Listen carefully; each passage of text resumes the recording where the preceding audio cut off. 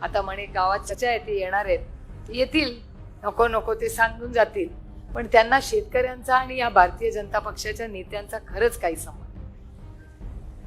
दुधाला भाव नाही, कांद्याला भाव नाही, सोयाबीनला भाव नाही, कपासाला भाव नाही, निर्यात आणि आयात कधी करायचं हे तर त्यांना धोरणच कळत नाही. कांदा पिकवणारा शेतकरी हा अडचणीत येईल हे गेले 8 महिने मी म्हणते, पण एकदाही पियुष गोयल साहेबांनी माझं ऐकलं नाही आणि कुजत राहिला कांदा. पाकिस्ताननी त्याच्यात पैसे कमवले, पण भारताच्या शेतकऱ्याला या केंद्र सरकारने निर्यात करू दिला नाही. आणि आता काहीतरी नियम आणलाय, पण आता आपल्याकडे कांदाच राहिला आणि त्यानंतर परत ती पण फसवीच निघाली. त्याच्यामुळे हे 10 वर्ष केंद्र सरकार आल्यामुळे तुमच्या माझ्या पदरात काय पडलं?